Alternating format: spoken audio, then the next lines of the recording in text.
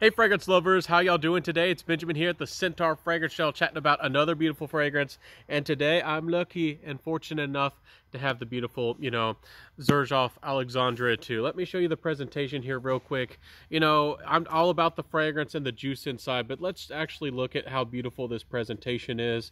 And this is a niche fragrance that's a part of the experience. That's a part of what you're paying for, and it helps you, just feel luxurious and fancy. So this is Alexandria 2, one of the most popular, if possibly not the most popular fragrance actually from Xerjoff right now.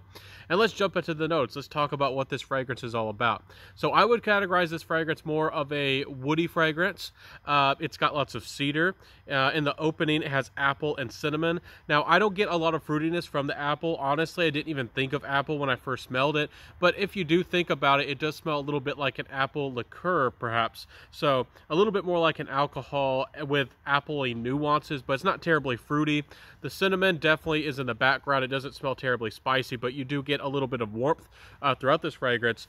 But I get this fragrance, to me, is mostly a cedar fragrance. That's what it's mostly about. It has some different aspects and some different edges about it. In the mid, you get a little bit of a lily of a valley, which adds a little bit of almost of a cleanliness. And in the dry down, you get some vanilla. And there is a rosewood that kind of is a big component in the background of the fragrance. If you're not familiar with rosewood, it's actually a very light, transparent type of woodiness that almost gives almost certain type of fascinating, attractive musk to the fragrance.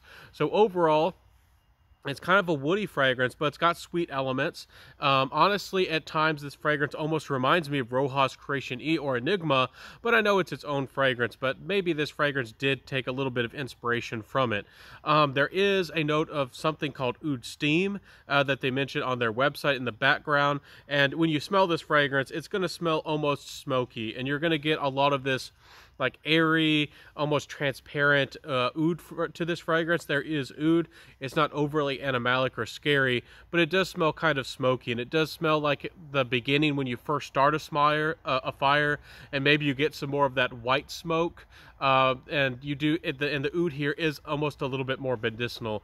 It does smell almost unnaturally smoky, and I talked to a friend in the fragrance community, and she believes that they actually charred or artificially almost smoked the oud to get the smoky nuance, that it's not naturally, or they didn't get that smoky nuance naturally from the oud. And oud can have natural smoky nuances, but they kind of did maybe steam distillation, or maybe built an accord, involving smoke and oud, and having this almost steamy, hot, humid kind of effect to this fragrance. So it's quite fascinating. I actually have it sprayed up here on my arm. It's a really nice fragrance. I do think, for me, and sometimes I even do like artistic niche fragrances from time to time.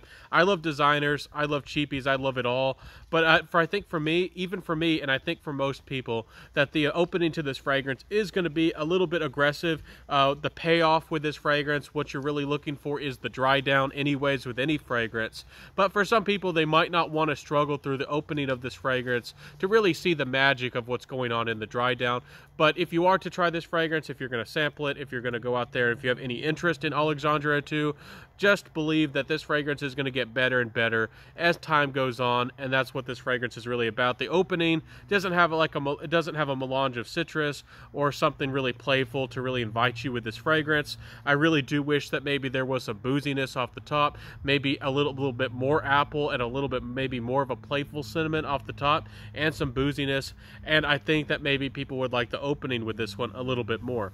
Anyways, it's a nice fragrance. Again, it's in the similar feeling. It's not the same, but it reminds me at times of Creation E or Enigma from Roja, and even Fan Your Flames, perhaps a tiny bit from Nichane, but a fantastic fragrance nonetheless. If you're a woody fragrance lover, certainly a very nice release, and certainly worth checking out if you like woody fragrances.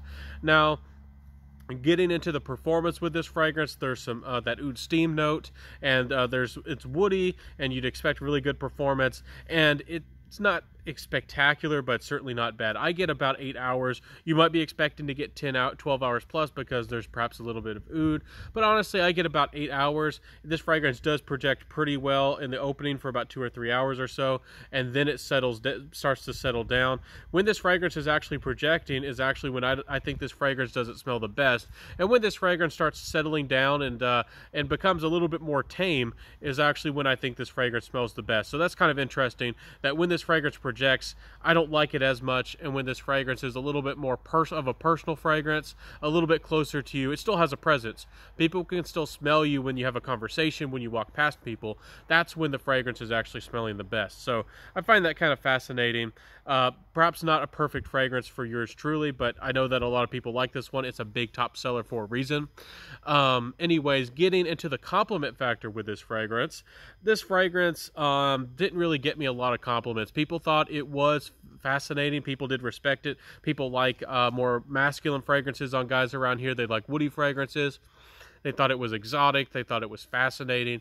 They thought it was a little bit more of an approachable oud, but a lot of people thought it was still a little bit too weird and a little bit too scary. And I think that's why this fragrance, I do think, somebody new to oud could approach this fragrance, but I would say be a little bit more careful. Maybe go for a little bit of a safer oud before you try this one, but you could try this one and see if it's for you. For some people, this is going to be a pretty safe oud, and for some people who maybe don't like oud at all, this might have a little bit too much of that medicinal oud going on. So compliment factor wise, it didn't get me chased down or anything, but there is a certain seductiveness, a certain gentlemanly charm to this fragrance that can work for you. If you look the part and you dress the part, it can work, but a little bit more on the seductive side. But as far as people think it's refreshing and chasing you down and saying you just smell good, I don't think that's going to happen too often. I think you have to be a very refined, well-dressed gentleman, and this possibly could be pulled off and be a little bit seductive for you. But as far as actual compliments, it's not really a freshie. It's not really a blue fragrance. It's not anything that's overtly gourmandy or playful, in that playful sense of things. That's what a lot of people like. And usually what you get compliments on is happy, cheerful, fun fragrances. So anyways, a nice fragrance. Y'all know Xerjoff doesn't play around. They are a real deal niche house. They actually are a very high-end niche brand, and they don't play around with their prices, so expect to pay $300 plus for a bottle. And they are, I believe, 50 mils. Yeah, 50 mils. So it depends on which collection you're looking from. This is Alexandria 2. This is, I think, their Shooting Stars Oud collection, so it's even more expensive than some of their other offerings. A lot of people love the Renaissance line, the ones that I think that's Neo and like Renaissance, and there's Naxos out there, which I think is a little bit more affordable. But anyways, nice fragrance, worth checking out, might work for you. For the average person, I think that you would like Roja's Creation E or Enigma, and there is a cologne version that's even better than the original. The cologne version of again, Creation E or Enigma, the cologne parfum edition.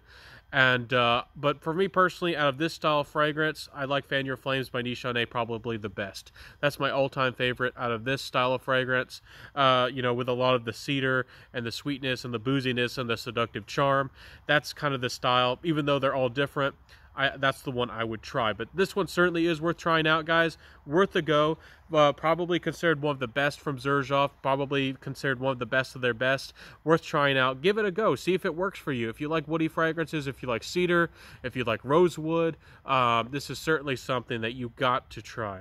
So, guys, I hope that you enjoyed my review today. Hope that you enjoyed my thoughts on this fragrance. It's quite a nice release, quite a fancy fragrance. I don't get a Xerjoff in my hands every day. Quite a big luxury. So I hope that you enjoyed this review. Let me know what you think about the House of Xerjoff. What is your favorite Xerjoff fragrance in the comment section below? Maybe you've never tried Xerjoff. Let me know which one looks the best to you. Which one from Xerjoff are you most excited to try? And I'll see you next time, everybody. Have a beautiful day. Wear what you love. Rock what you got. I hope that you're safe out there. Stay safe. Stay beautiful. And I know that you're smelling great out there. So I'll see you next time, everybody. Have a beautiful day. Peace out and bye.